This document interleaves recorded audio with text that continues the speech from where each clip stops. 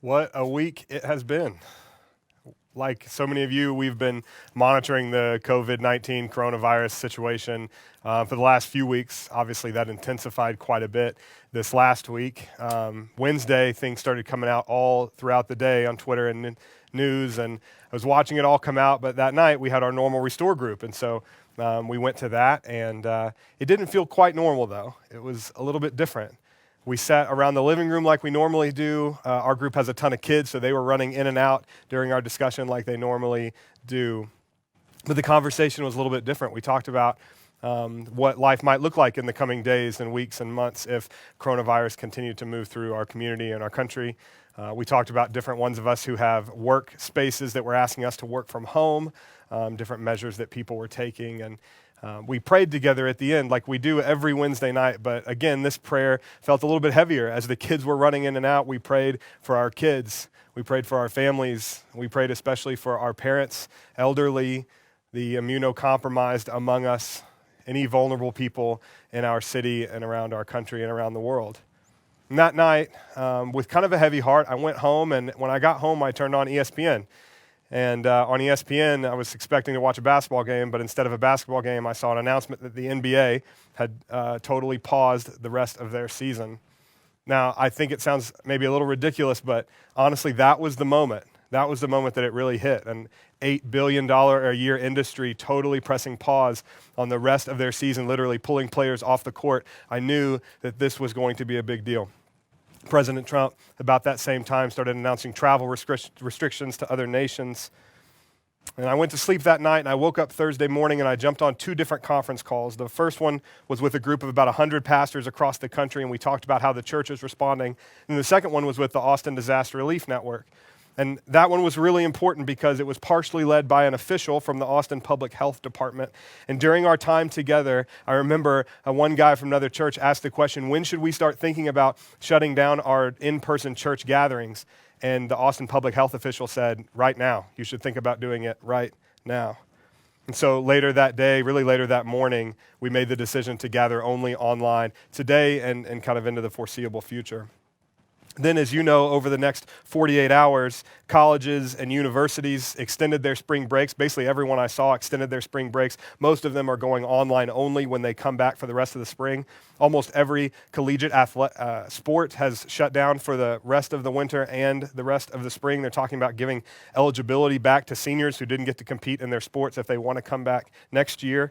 The Major League Soccer, Major League Baseball, and basically every other professional sport has shut down. Austin Independent School District has closed all of their schools to outside events. That includes churches like ours who meet in middle schools around this city. And then Thursday night, I went to my son's soccer practice, and everything was fairly normal, although, again, there was a little bit of a weird tone. And after practice ended, the coach pulled us all aside and said, hey, we are planning to have our game on Saturday as of right now, but we're not sure about what's going to happen next. And literally hours later, we got an email saying that the soccer was canceled for the foreseeable future. All that to say, we are living through a situation unlike anything any of us have ever experienced. But this is not a time for fear and for panic. And I also don't think it's the time for being careless and brash, especially in the name of having great faith. Our response to this must be measured, and it must be informed by our relationship with Jesus. You see, in these uncertain and really unparalleled times, the best option we have is to dive even deeper into loving God and loving our neighbors really well. Now, if you've been connected to our church, Restore, anytime since last August, you know we've been in this thing we're calling a year in the greatest commandment. And throughout the year, we've been looking at what Jesus said was of ultimate importance, that is loving God and loving our neighbor. We spent most of the fall talking about what it means to love God and what it means to be loved by God. And then as the calendar turned into 2020, we spent this entire spring talking about what does it look like to love others, or as Jesus said, to love our neighbors as ourselves. What a perfect message for such a time as this. You see, in his letter to the church in Corinth, a pastor named Paul describes the characteristics of this kind of neighbor love. He says, love is patient. Love is kind. It does not envy. It does not boast. It is not proud. It does not dishonor others. It is not self-seeking. It is not easily angered. It keeps no record of wrongs. Love does not delight in evil, but it rejoices with the truth. It always protects, always trusts, always hopes, and always perseveres. Love never fails. Now, even if you don't have much of a church background, chances are you're familiar with that passage, or you've at least heard it before. It's often called the wedding chapter because of how often it's used and read during wedding ceremonies. But for Paul, this passage was about way more than a marriage. You see, this love wasn't theoretical or ethereal for Paul. He had such a radical experience with this kind of love from Christians and from God that he went from shutting down churches to literally starting new ones. He went from killing Christians to dying for the cause of Christ at the end of his life. As you saw from that video that played right before I came up, we are in this teaching series called What is Love? During this series, we've been working through these characteristics from 1 Corinthians 13 that Paul enumerates, and we wanted to learn better what love really is so that we can better love our neighbor as Jesus commanded us to. I mentioned last night on Facebook that I began a full rewrite of this Sunday's message on Thursday. We were originally slated to look at how love does not delight in evil, but it rejoices with the truth. But I knew that the events of this week, what is happening in our cities and in our country and in our world were simply too heavy. They were too important to just slip them in to an existing message. We needed to do a total different look. We needed a new characteristic of love from this passage. And it was so amazing because I didn't have to go very far to find the right one. See, literally the very next words out of Paul's pen are love always protects. Love always protects.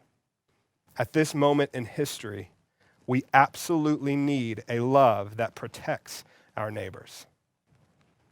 So what does this look like? Well, as I said in our video announcement from Thursday, it looks like working to be a part of the solution, not to be a part of the problem. It looks like being proactive, not reactive. I truly don't believe this is a time for overreaction, but I do believe that this is a time to do everything that we can to protect and care for the most vulnerable in our communities and in our cities. A big part of that was canceling our in-person gatherings this week and for the next few weeks as well. But listen, that was just the beginning. As a church family, we are preparing to do everything we can to love and protect and serve our neighbors during this time. Why?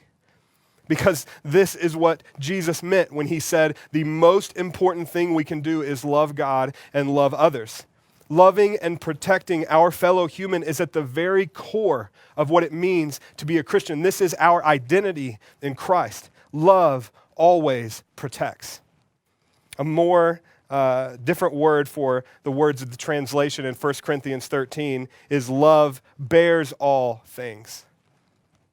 What a beautiful way of describing what this protective neighbor love looks like. That phrasing, love bears all things, echoes another instruction from Paul in one of his letters to the church in Galatia. He says, bear one another's burdens and so fulfill the law of Christ. What is this law of Christ that he's talking about? Well, it's the same thing that we've been talking about this entire message and throughout this entire year. Love God and love others. That is the law of Christ. That is the greatest commandment. How do we fulfill this law? How do we fulfill this most important command from Jesus? Paul says it clearly, bear one another's burdens, because love bears all things. This is it, y'all. This is what it means to be a Christian. This is what it looks like to follow Christ. This is what it means to be a light in a world that is a little bit dark right now. We love our neighbors with a love that always protects, that always bears burdens. And listen, these are more than just words on a page of a 2,000-year-old letter. This is our heritage as Christians. See, in the 3rd century, about 250 AD, what came to be known as the Plague of Cyprian broke out across the Roman Empire. Modern scholars believe it was measles or smallpox or some other fast-spreading disease, but regardless of what it was exactly, at its height, 5,000 people a day were dying just in the city of Rome. And you have to remember, this was still very early in the days of Christianity. Christians were seen as more of a cult than a religion, and they suffered extreme persecution during this time. In fact, when the plague broke out, Christians were blamed for the disease by the governing authorities. But instead of becoming embittered, instead of becoming defensive, Christians all over the Roman Empire stepped out in faith and began caring for the sick and the dying. A bishop named Dionysius was on the front lines during this time. He and other priests mobilized Christians to protect and care for their neighbors. And later in his life, Dionysius reflected back on that time. Here's what he wrote. Certainly, very many of our brethren in their exceeding love and brotherly kindness did not spare themselves, but kept by each other. They visited the sick without thought of their own peril, ministered to them with great care, and treated them for their healing in Christ. Many even died, most joyfully, along with them, drawing upon themselves their neighbors' diseases, and willingly taking on the burdens and the sufferings of those around them. Even when everyone else was fleeing affected areas all across the Roman Empire, including people like doctors and pagan priests and governing authorities, even when they were running away, Christians stayed behind. Christians chose to bear the burdens of our neighbors because that's what it means to be a Christian. We love God and we love others with a love that always protects, that always bears the burdens of our neighbors. This same thing happened a century before during the Antonine Plague and a few centuries later during the Justinian Plague, and it has kept happening. All over the world during every major crisis, Christians have shown up to love our neighbors with a love that protects. Now, by no means have we done this perfectly. If you know me at all, you know that I'm quick to point out the mistakes, the hypocrisy of the church and her people. But listen, I am still here. I am still a pastor. We are still a church, and we are more committed than ever of carrying forward this legacy of neighbor love. That is what we need right now in our world. Because we truly believe that love like this is the hope of the world, especially in times like these.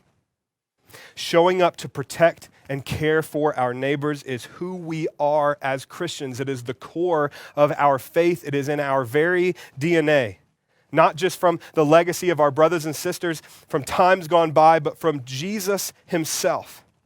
I love how one of my favorite pastors, Brian Zond, describes this.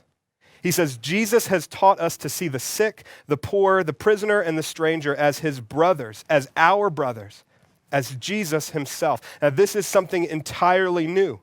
It was not something bequeathed to us by a pagan world. It was not something the pagan world was capable of producing.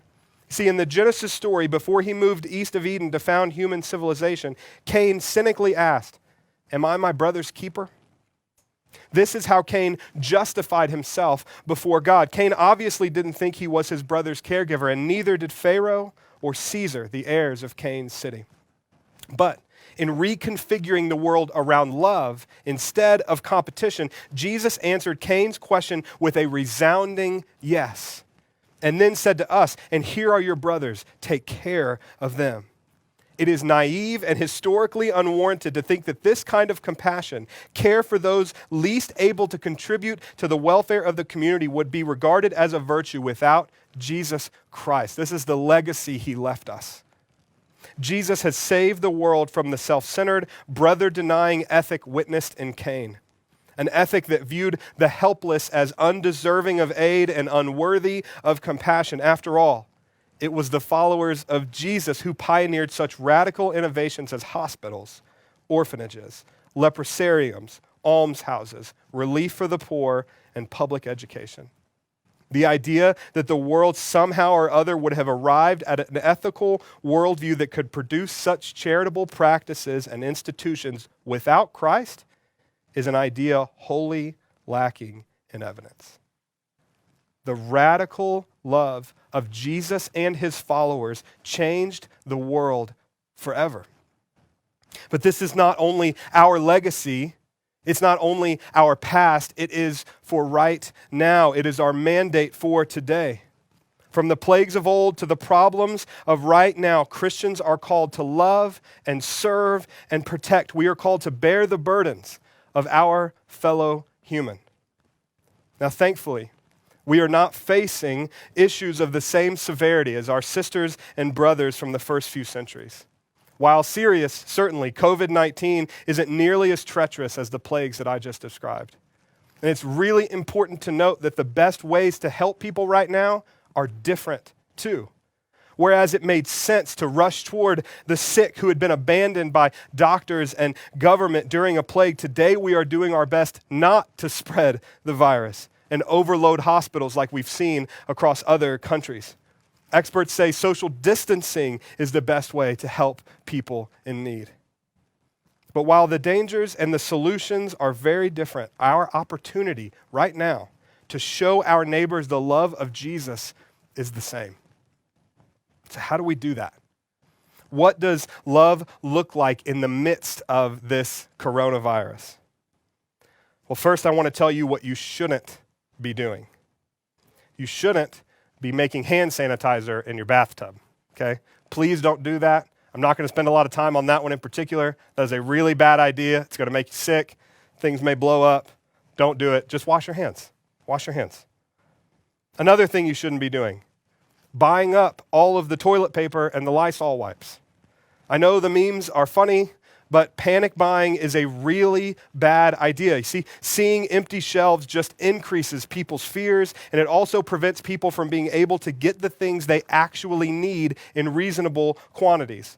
Our beloved Texas grocer, H-E-B, made this statement on Friday. H-E-B has been preparing for the COVID-19 virus, and we are in strong position to keep replenishing shelves. Our customers shouldn't panic. We continue to restock shelves. We encourage preparedness, not stockpiling. Preparedness, not stockpiling. Please buy what you need, and listen to this. Leave some for your neighbors behind you. H-E-B is telling us to neighbor love like Jesus told us to neighbor love. Leave some for your neighbors behind you. Believe it or not, refraining from panic buying is a very real and practical way we can love and protect our neighbors during this time. Now, if you've already stockpiled a bunch of stuff, I'm not here to shame you. In fact, I want to give you an idea of maybe a better way to use some of that in just a second. Next, things you shouldn't do. Stop making jokes about how this is basically just a vacation for you, or about how none of this matters because you're young and only old people are dying, or about how you love the coronavirus because you're an introvert and you love social distancing because you hate being around people. Look, I get it. Keeping things light is good, but please remember that this is a really serious deal for a lot of people. When schools close, it hurts the most vulnerable among us. Some of us are able to take our kids home. We're able to take off of work or work from home, and it's not a big deal. But there are thousands and millions of people across this country who can't go to work when their kids are home. There are millions of kids across this country who don't get full meals when they are at home. The best food they get is at school, and they are going to be without it during these weeks and months. People are losing jobs. People in gig economies and the service industry are struggling. Hourly workers are not getting paid right now. The stock market is plummeting. I have great friends. You have great friends, not only whose retirement is in the stock market. My parents are literally retiring this summer, worried about what retirement looks like for them now. Good friends who spend their days and their jobs working in the market. If the market doesn't affect you, that's great. But don't make jokes about how it doesn't matter. And this should go without saying, but people are sick. People are literally dying. Let's just take it seriously. Because when we make underhanded and mean-spirited jokes, it communicates that we don't really care about our neighbors very well. Lastly, on things you shouldn't be doing, and this is really important. Don't spread false information about the coronavirus. This is not a judgment from God. inflicted on our nation and on our world because he's mad at us. It's not a right-wing conspiracy to consolidate our government's power. It's not a left-wing conspiracy to tank the markets and get a Democrat in office. China isn't doing all this to make us all communists. Russia isn't doing all of this to get Trump reelected. Before sharing something on social media, please check the source. But even more than that, ask yourself, is sharing this a way to love my neighbor? I'm telling you, I think that would prevent most of us from sharing some of the junk that's being shared right now. Is this a way to love my neighbor? Those are things you shouldn't be doing. Now listen, here's what you should be doing. I want to give you 3 very practical things that we can be doing during this time. The first one is listen. We need to listen to actual experts, not friends on social media, but actual experts, people like the CDC and the World Health Organization. Listen to the instructions of our leaders. As of this morning in our city, Mayor Adler and the city of Austin have prohibited all community gatherings over 250 people. I know some of you are watching from Dallas where 500 people or more can't gather. I know some of you are watching from San Francisco where 50 people or more can't gather. Our leaders are not doing this because it's somehow beneficial to them. This is probably some of the hardest decisions that they have ever had to make. They are doing it to limit the spread of COVID-19 in our communities. This is happening in cities all across the country and in countries all across the world. Like I said a second ago, it made sense for our brothers and sisters in the first few centuries to rush toward the sick and the hurting, to gather in groups and care for people because people had been totally abandoned by doctors and governing authorities. That is not the situation that we are in. The best thing that we can do to give people the neighbor love that protects them, that bears their burdens right now, is to do things like social distancing, to listen to the CDC, to the World Health Organization, and to your local leaders. Take it seriously.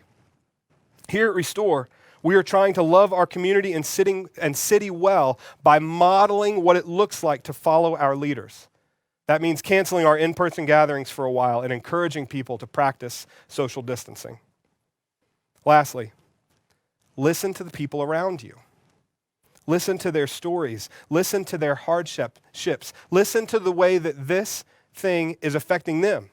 Don't just focus on the way it's affecting you. Listen to how it's affecting them. You see, during times of crisis like this, we have the unique ability to recognize our shared humanity a little bit more clearly than normal.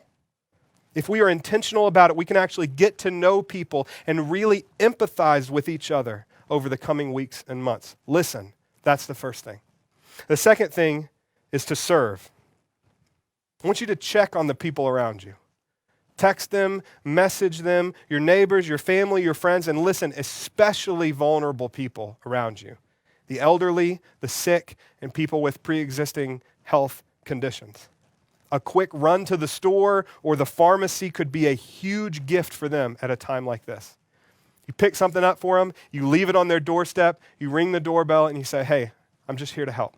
Check on people during this time. As more people get quarantined, shopping for them and their families is going to be a major need. We are getting ready for this here at Restore by preparing to mobilize volunteers. In fact, a number of you have already reached out to us to help people in need. We are going to be connecting volunteers with needs over the coming weeks and months because we believe that serving each other, carrying each other's burdens during this time is so important. That's number 2. Listen, serve. Number 3 is give. Now listen, if you did panic buy so much canned food that you can barely store it, consider donating some of it. The Central Texas Food Bank has been a community partner of ours for years, and they do incredible work in our area. If you're in another area, food banks are a great place to donate items. Like I mentioned earlier, there are kids all over our city who usually get food from schools that probably won't be able to have that for a while. So donate if you can. Maybe you have a resource that you can share with someone else. Something that you can lend to them during this time that they really can't get anywhere else. I already told you that our incredible team transformed this office space that I'm standing in right now into a studio over the last few days. And at the suggestion of our amazing technical director, Chase Fullerton, we have opened it up to Austin area pastors and churches who don't have a place like this to film or live stream. Chase even volunteered to help run equipment for people who use it, all for free. All for free. I bet if you really think about it, you have something that you can share too, a resource that you can give to people during a time like this. And last, under give financially. In our church's 4-year existence, we've given away about $150,000 to people in need in our community and around the world. We are getting ready to ramp that up even more in the coming days, as Pastor John talked about earlier. Through our benevolence teams and community partnerships, we are already preparing to help people who have needs due to the coronavirus. If you'd like to support that effort, you can go to restoreaustin.org/give, Venmo, or PayPal. But whether you are listening, serving, giving, or all three over the next few months, now is the time to show up. Now is the time to love people really well. Now is the time to bear the burdens of our neighbors. And I think it all starts with thinking about others first. In another one of Paul's letters, this time to a church in Philippi, he says exactly that. He says, don't be selfish. Don't try to impress others. Be humble, thinking of others as better than yourselves. Do not look to your own interests, but each of you to the interests of others. Others. 3 different times in 2 sentences, Paul shifts the focus from ourselves to others. Listen, you may not think this is a big deal. You may just be ready to keep going, to go out to concerts and bars and big community gatherings, and you may just not care because you're young and you're healthy, and even if you get it, you're not worried about it. But I'm telling you, the thing that communicates to our neighbors, especially the most vulnerable, is not that you don't care about the coronavirus, it's that you don't care about them. And that's a big deal. And if you are a Christian, that is the exact opposite of what you should be communicating to people right now. We need to be giving people a love that protects, a love that bears each other's burdens. Paul talks about that importance of seeing others first. And if we want to love our neighbors like Jesus loves us, that's where it starts. There's a Christian writer named Cameron Bellum from Seattle, one of the hardest hit areas by the coronavirus. She wrote something that she is calling Prayer for a Pandemic earlier this week. When I read it, I found it just incredibly and profoundly moving, and I want to read it over us, to pray it over us as we get ready to wrap up this morning. So wherever you are, however you are watching this, I want you to close your eyes and let these words just wash over you. Prayer for a pandemic. May we who are merely inconvenienced remember those whose lives are at stake. May we who have no risk factors remember those most vulnerable. May we who have the luxury of working from home remember those who must choose between preserving their health and making their rent. May we who have the flexibility to care for our children when their schools close remember those who have no options. May we who have to cancel our trips remember those who have no place to go. May we who are losing our margin money in the tumult of the economic market remember those who have no margin at all. May we who settle in for a quarantine at home remember those who have no home. During this time, when we cannot physically wrap our arms around each other, let us yet find ways to be the loving embrace of God to our neighbors. Amen.